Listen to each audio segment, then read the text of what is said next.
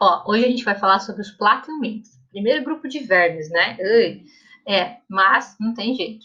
Esse grupo é o terceiro da ordem que a gente está estudando evolutivamente e ele apresenta já diversas evoluções em relação aos sistemas que a gente já vem falando, tá? Vamos entender um pouquinho, até porque tem muitas doenças causadas por eles que a gente também vai precisar entender. Então vamos lá. Plateumintos, está aqui. Como eu disse, o primeiro grupo de vermes que a gente vai estudar, bonitinhos, né? Só que não. E a gente precisa entender primeiro como que eles são formados. Então, em relação às características gerais, a gente tem principal característica, são vermes achatados, obrigatoriamente, tá? Eles têm mais ou menos 15 mil espécies, eles são aquáticos ou terrestres, mas os terrestres precisam viver em local úmido, já que eles dependem da pele também para respiração, tá? Eles podem ter vida livre ou serem parasitas, então eles também podem viver no ambiente ou parasitar outros indivíduos. No caso do ser humano, isso é muito comum. Existem muitas doenças associadas a esses grupos de parasitas, inclusive, tá? Bem, outras características, então. Tegumento, que seria a pele, é muito simples. E eles apresentam uma cutícula de proteção, no caso dos parasitas, para evitar que a acidez, por exemplo, do sistema digestivo do ser humano, ataque o corpo deles. Então, eles têm uma proteção a mais. Esse desenho que a gente está vendo é a planária, que é um dos principais representantes de vermes desse grupo, e um pouquinho da organização. Apesar de no desenho estar escrito olho, elas não enxergam. Na verdade, são órgãos sensoriais que funcionam para perceber variações do ambiente, mas elas não têm olho como a gente imagina, tá? Além disso, tem uma faringe, uma boca, uma estrutura da cabeça, uma região dorsal e ventral, dorsal as costas e ventral a barriga, tá? E sistemas ainda incompletos. No caso da musculatura, elas têm uma musculatura espalhada pelo corpo, então elas conseguem fazer movimentos orientados, elas conseguem se movimentar com relativa facilidade, tá? Bem, o sistema digestório é do tipo incompleto, já que elas não têm ânus. Então, elas têm uma boca e uma faringe, o intestino cheio de ramificações, como se fossem ah, subdivisões que se espalham pelo corpo. Isso é interessante porque ela consegue distribuir melhor os nutrientes que ela absorve. A digestão pode acontecer intracelular, ou seja, dentro da célula, ou extracelular, fora da célula do animal.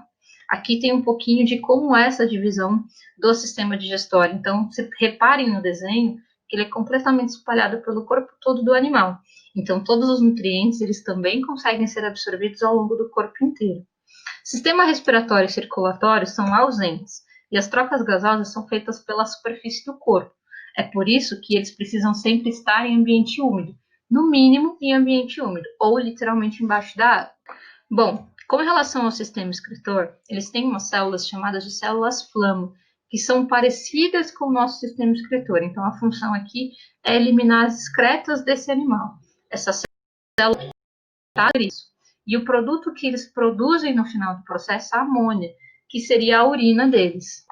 Aqui nesse desenho, dá para a gente ver um pouco disso, essas células que são espalhadas pelo corpo. Não está muito fácil de entender, mas se vocês olharem nesse desenho superior aqui, ó, vocês vão perceber que também é, assim como o sistema digestório, ramificado, ou seja, espalhado pelo corpo todo do animal.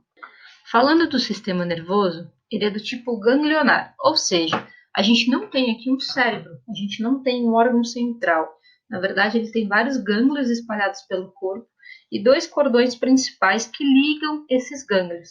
Dá para a gente ver aqui no desenho. Então, a gente tem vários cordões espalhados pelo corpo todo e apenas dois gânglios maiores que controlam a conexão, então, de todos esses que estão espalhados, tá?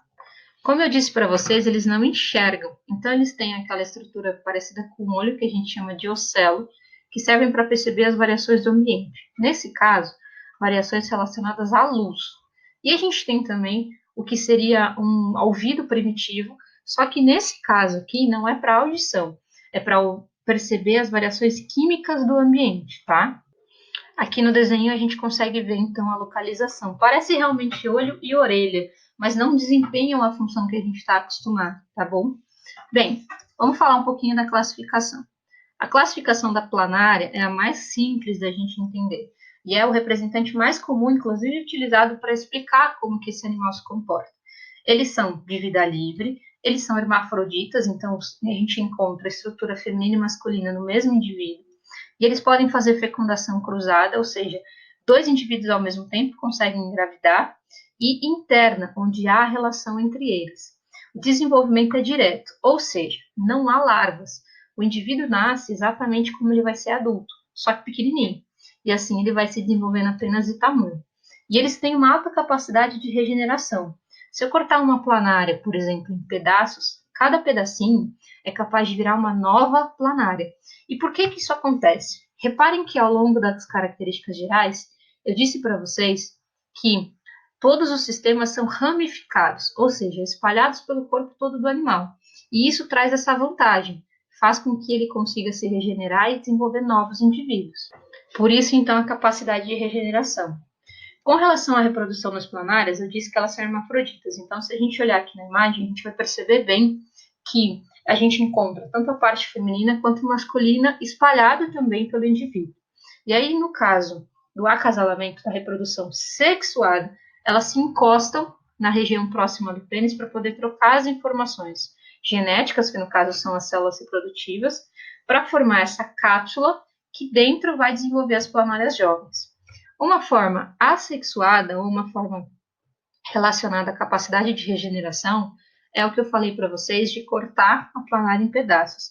Reparem no esqueminha do lado direito que a planária foi cortada ao meio e desenvolveu 2 planárias completas, justamente porque todos os sistemas deles são espalhados pelo corpo todo. Bem, uma outra classe é a trematoda, que normalmente é representante mais famoso é o esquistossomo, que vai falar sobre a doença da esquistossomose. Aqui a gente tem os sexos separados, machos e fêmeas, no caso dos esquistossomos. E da facíola, que é esse desenho aqui embaixo, a gente tem, então, indivíduos hermafroditas, tá? A fecundação sempre vai ser interna, então sempre vai haver a relação entre os dois, e o desenvolvimento é indireto. Nesse caso aqui, a gente começa a perceber a existência das larvas, e são parasitas. Então, eles são parasitas ecterogênicos, que a gente fala, ou seja, apresentam hospedeiros intermediários e hospedeiros definitivos. O hospedeiro intermediário, que é o HI aqui, ó, que é o caramujo, ele desenvolve a fase de larva desse animal. E o hospedeiro definitivo, que é o caso do mamífero aqui no exemplo, que é esse HD, ele desenvolve a forma adulta do animal. Isso vai ser mais compreendido quando a gente falar especificamente das doenças, que é na próxima aula. Outra classe que a gente vai falar é a classe cestoda, que é das tênias, que também é muito famosa. Aqui eles são monóicos, então eles são hermafroditas e conseguem engravidar deles mesmos, fazendo autofecundação. O desenvolvimento aqui também é indireto, ou seja, eles também apresentam larva ao longo do processo de desenvolvimento embrionário. E eles também são parasitas. No caso aqui, o hospedeiro definitivo também é o homem, tá? E o hospedeiro intermediário, nesse caso, vai ser o porco e o boi. No anterior, eu falei para vocês que o intermediário era o caramujo. Então, aqui a gente tem uma mudança em relação a isso. Não tem sistema digestório e eles têm uma cabeça e um corpo dividido em segmentos. O nome da cabeça a gente chama de escólex e o corpo, cada linhazinha dessa que vocês estão vendo aqui no desenho, a gente chama de proglótide, porque são estruturas individuais, divididas em segmentos. Isso também vai ser importante vocês entenderem quando a gente também falar das doenças. Vamos entender melhor aqui no desenho. Então, essa é uma tênia, onde a gente tem a cabeça, que é o escólex, que é essa parte maior aqui, e depois todo o corpo dela segmentado em proglótides, tá? Que é o que vai interferir no desenvolvimento das doenças. Existem variações de tênia. Então, aqui tem 3 tipos. A tênia solium, que é essa primeira aqui, a tênia saginata e a delatus. As 3 são tênias, mas a diferença principal está na formação das proglótides e na cabeça, que é o escólex, que é esse que a gente está vendo aqui na imagem. Aqui, ó, a gente consegue ver que a formação da proglótide também é diferente, então o corpo delas também é visualmente diferente. Essas imagens, inclusive, são imagens reais de tênias que foram observadas no microscópio. Bem, aqui a gente vai falar só das características gerais. Então, a parte de plateumintos é essa. Daqui a pouco a gente tem uma outra parte que a gente vai falar só sobre as doenças causadas por eles. E aí tem bastante detalhe, tá bom? Até a próxima.